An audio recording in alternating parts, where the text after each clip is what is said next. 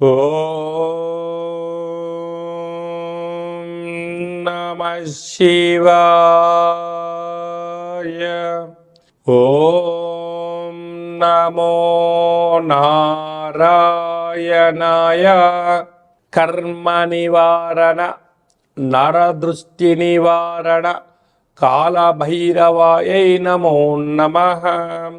ఓం కాళకాలాయ విద్మహే కాళాతీతాయ ధీమహి తన్నో నరదృష్టి నివారణ కాళభైరవ ప్రచోదయాతు.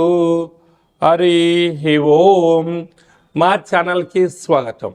చూస్తున్న వీక్షకులకు, ప్రేక్షకులకు, ప్రియ కాళభైరవ భగవద్బంధులకి స్వాగతం పలుకుతూ, మమ్మల్ని ఎంతగానో ఆదరిస్తూ ఉండబడినటువంటి ప్రియ సోదర సోదరీమణులకు, ఎవరిపైనను గ్రహణం దోషం లేకుండా, గ్రహణం యొక్క శూల ఎవరిపైన పడకుండా అందరికీ ఐశ్వర్యాన్ని, ఆనందాన్ని ప్రసాదించాలని, అలాగనే తెలుగు సంవత్సరానికి వీడుకోలు పలుకుతూ కొత్త తెలుగు సంవత్సరానికి స్వాగతం పలుకుతున్నటువంటి కాల సమయంలో కనుక అందరికీ ఈ సంవత్సరంలో జరిగినటువంటి అద్భుతాలు, ఐశ్వర్యాలు, అలా జీవితకాలంలో నిత్యము ఐశ్వర్య ఆనందంగా గడపాలని, సకల అష్ట కష్టాలకు స్వస్తి పలుకుతూ నూతన అధ్యాయ జీవితంలో సువర్ణ అధ్యాయానికి స్వాగతం పలకాలని కోరుకుంటూ, అందరికన్నా ముందుగా శ్రీ పరాభవనామ సంవత్సర పండగ శుభాకాంక్షలు. మనకు 1వ తారీఖు మార్చి నెల 2026 నుండి 15/3/2026 వరకు పుట్టినటువంటి వారందరికీ ముందస్తుగా జన్మదిన శుభాకాంక్షలు. గతంలో వివాహం చేసుకున్న వారికి వివాహ వార్షికోత్సవ శుభాకాంక్షలు. ద్వాదశ రాశుల్లో గ్రహ గమనాలను వీక్షింపచేద్దాం.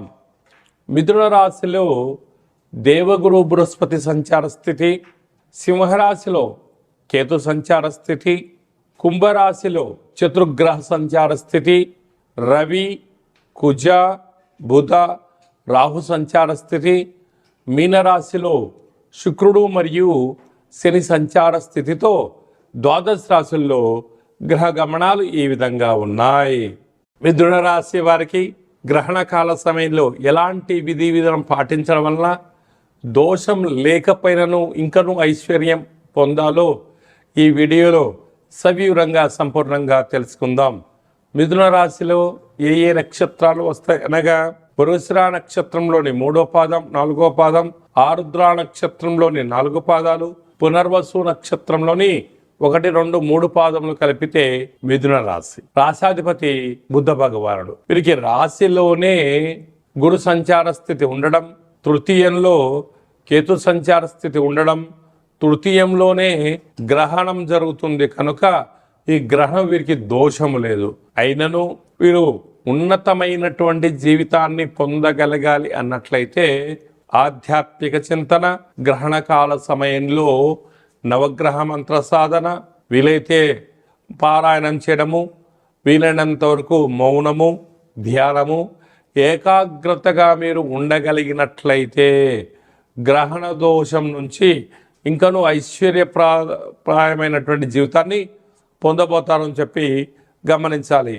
అంటే విశేషంగా ఏడాది తర్వాత భాగ్యస్థానంలో రవి భగవానుడు, అక్కడే కుజ భగవానుడు, బుధ భగవానుడు, రాహు భగవానుడు భాగ్యస్థానంలో సంచారం చేస్తున్నారు.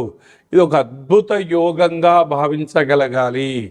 కనుక వివాహ ప్రయత్నం చేసేవారికి ఇది మంచి కాలము. వివాహమైన వారికి ఉన్నత విద్య, ఉద్యోగము, ఐశ్వర్యము, ఆనందకరమైన జీవితాన్ని పొందబోతున్నారు. భార్యాభర్తలు ఇద్దరూ కూడా అన్యోన్యత అవసరం అని చెప్పి గుర్తుపెట్టుకోగలగాలి. ఆనందకరమైన జీవితానికి బాటలు వేయగలిగితే మీకన్నా అదృష్టవంతులు ఎవరు లేరు అని చెప్పి కూడా గమనించాలి. అలాగనే రాజ్యస్థానంలో శుక్ర భగవానుడు, శని భగవానుడు సంచార స్థితిలో ఉండడం వలన వృత్తులలో, ఉద్యోగాలలో, వ్యాపారాల్లో మీరు క్రమశిక్షణగా ఉన్నంత కాలము, మీరు కష్టపడి పనిచేస్తున్నంత వరకు మీకు తిరుగులేదు అని చెప్పి గమనించగలగాలి.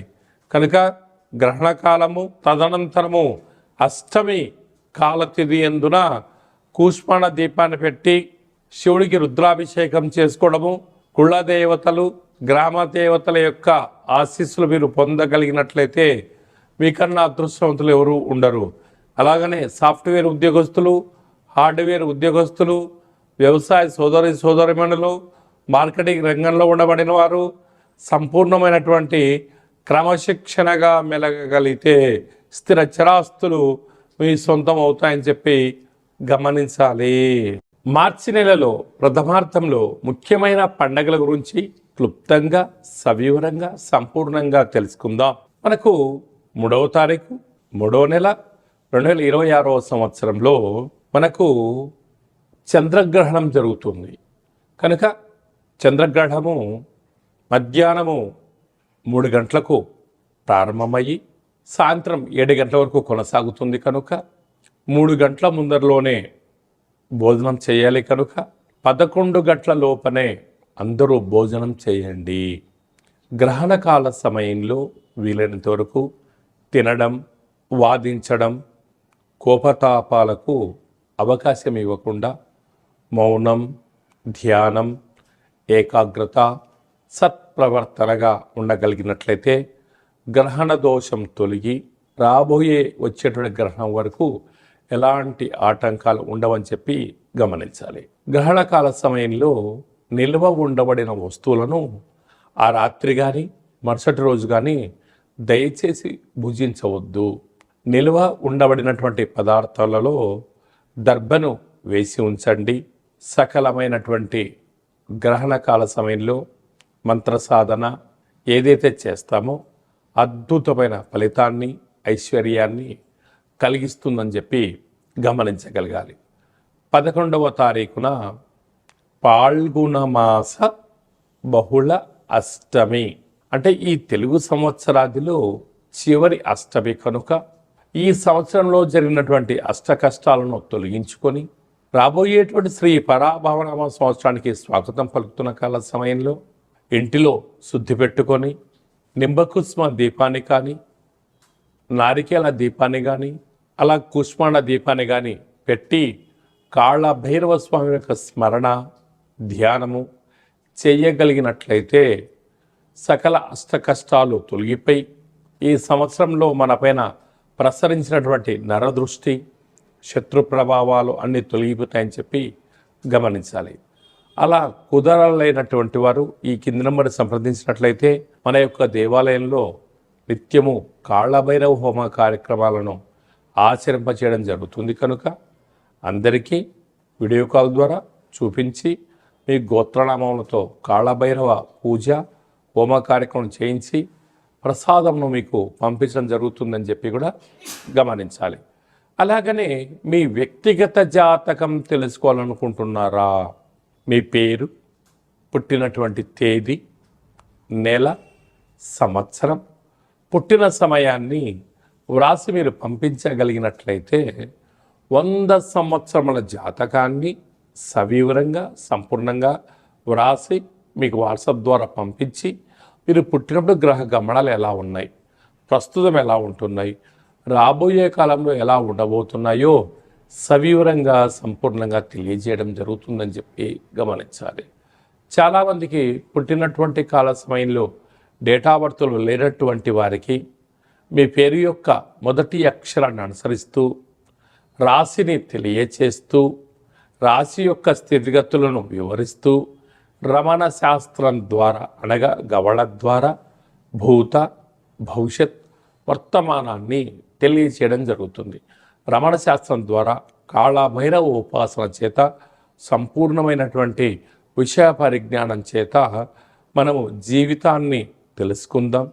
జాతకంలో ఉండబడినటువంటి ఆటంకాలను తొలగించుకుందాం. జాతకంలో ఉండబడిన యోగాన్ని తెలుసుకుందాం. ఆనందకరమైన జీవితాన్ని పొందుదాం అనేటువంటిది చిన్న విన్నపం.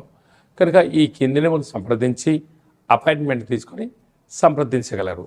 అందరికీ శుభాన్ని, జయాన్ని, ఐశ్వర్యాన్ని ప్రసాదించాలని ఈ తెలుగు సంవత్సరానికి వీడుకోలు పలుకుతూ కొత్త సంవత్సర కాలం సమయంలో అందరికీ ఆనందాన్ని ప్రసాదించాలని మనసారా మనం కూడా మరొక్కసారి కాళ్ళ భైరవ స్వామి వారిని కోరుకుంటూ ఆశీర్వచనం.